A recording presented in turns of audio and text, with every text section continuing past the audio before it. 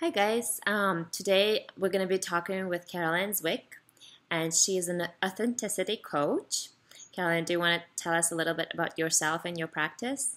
Sure. So my name is Caroline, and I am an authenticity and goal setting coach, actually. And basically, my coaching is relies on the simple principle that you can only set goals for yourself and your life if you actually authentically know who you are.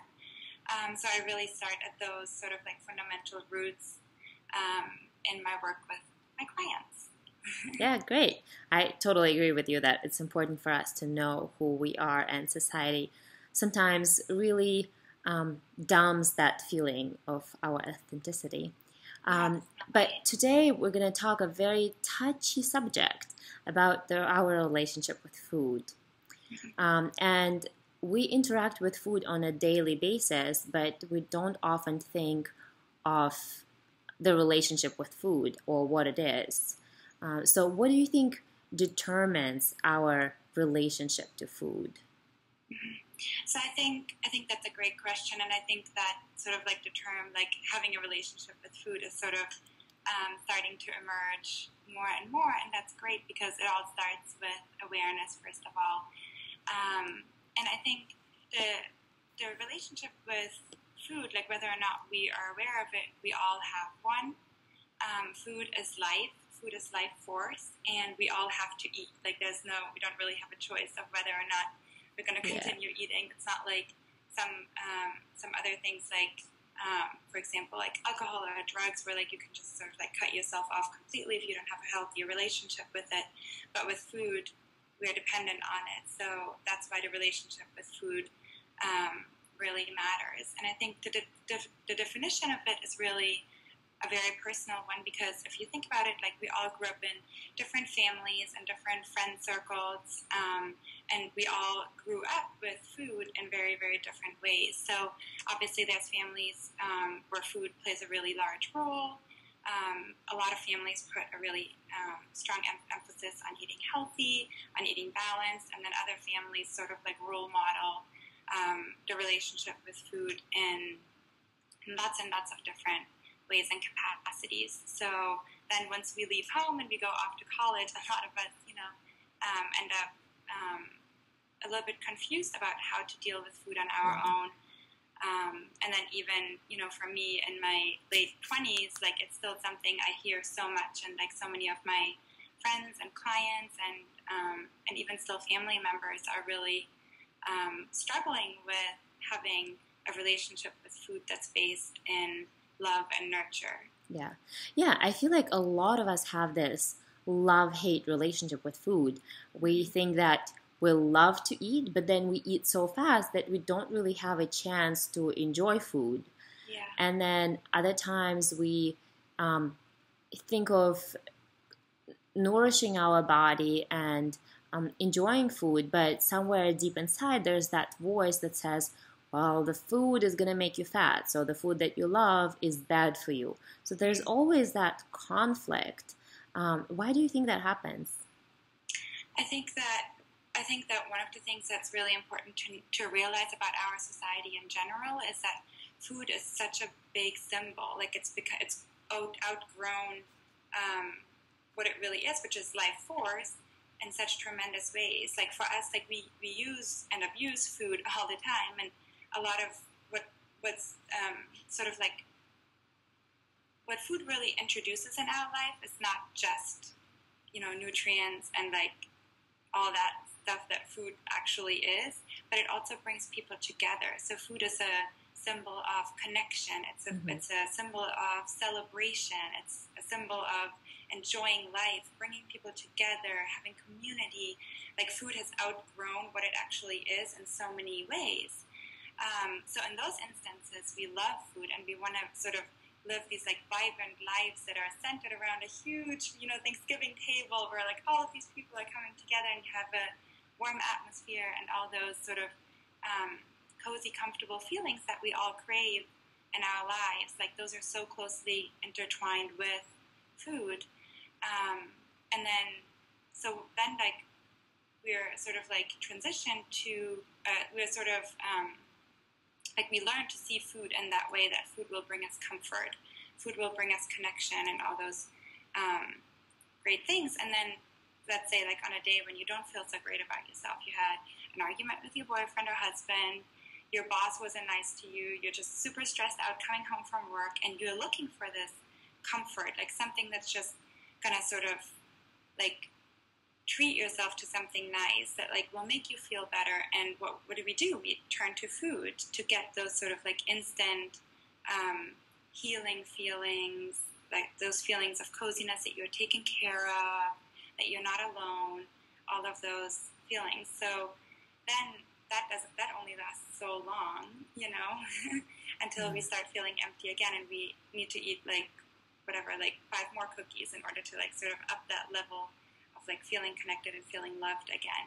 And I think that's when our love for food turns into hate for food, because we want it to soothe all of these wounds and all of these pains and all of these stress factors, and then 5 minutes later we just feel bad or even worse again. Yeah. So then that love relationship turns into a little bit more of a hate relationship. Yeah, I feel like there's also that conflict between what body knows, like the body wisdom, and also what our impulse or mind, there's something inside of us that wants that immediate gratification, even though it can go against our body's wisdom.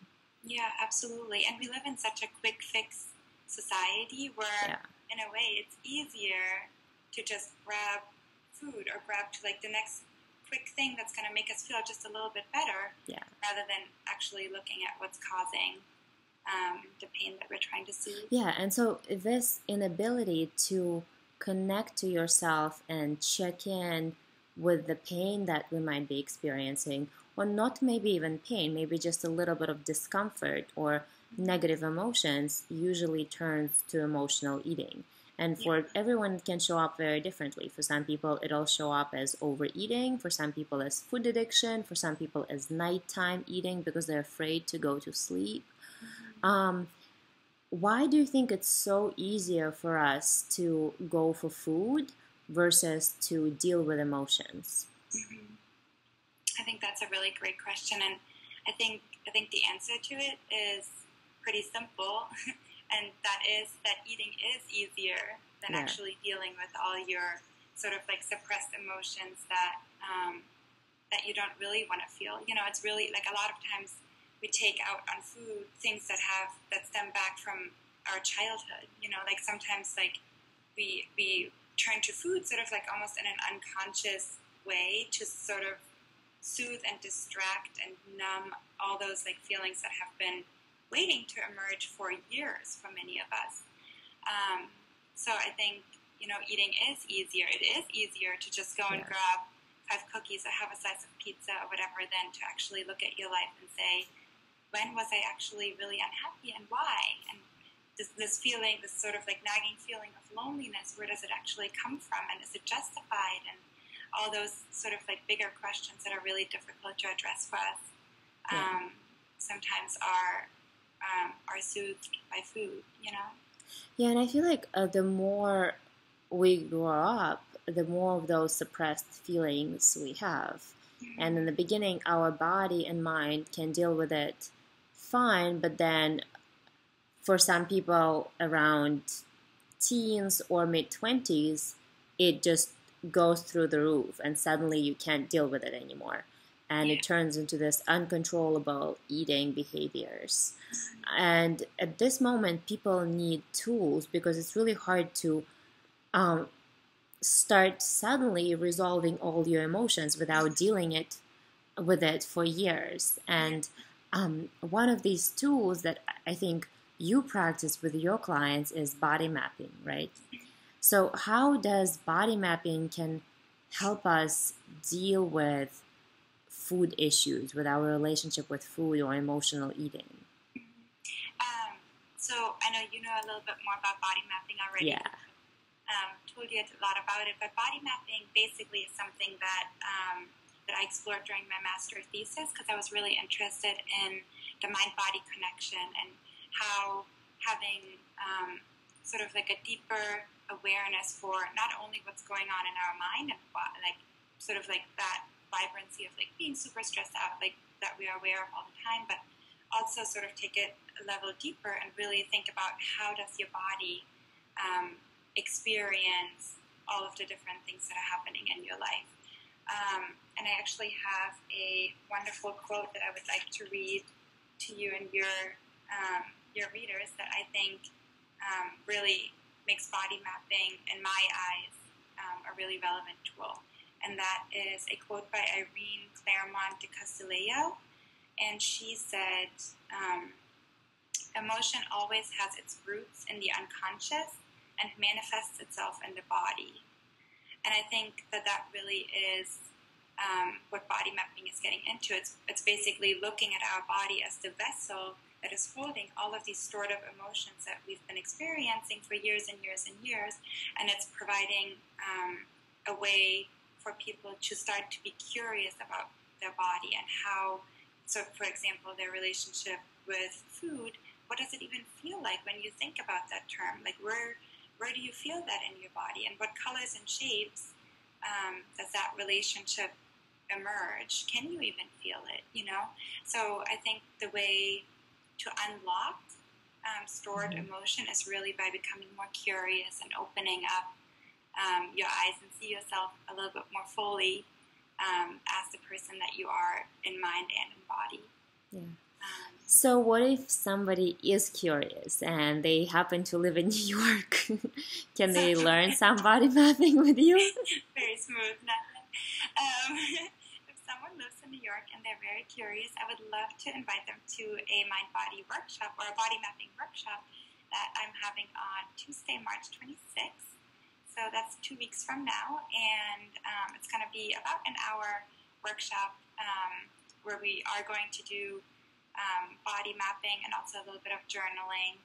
And the topic is going to be, it's all going to be about relationships. So some people might take it into their romantic relationships or into their relationship with themselves, but also, as I was just explaining, into your relationship with food or work or wherever you want to take it, really. Yeah, I can't wait. I'm definitely coming to the workshop. Yeah, I'm so excited to have you. And I would love to offer also a 25% discount to you, to your readers, and to your followers. Yeah, if they would thanks. like to join, just shoot me an email and tell me that you found out about me through Nadia. Yeah. Yeah, thank you. And I think it's going to be a great workshop because it's always great to connect with people who are on the same journey, because the development when you're in a group happens so much faster than when you have to deal with it on your own. So investing in your own development always pays off. Yeah. And I think it's going to be really fun, and we're going to take a creative, artistic approach to it. So it's going to be very playful and unleashing all sorts of good things. Cool. Well, thank you. Yeah, and thank you so much. We're going to be seeing you very soon. All right, sounds good.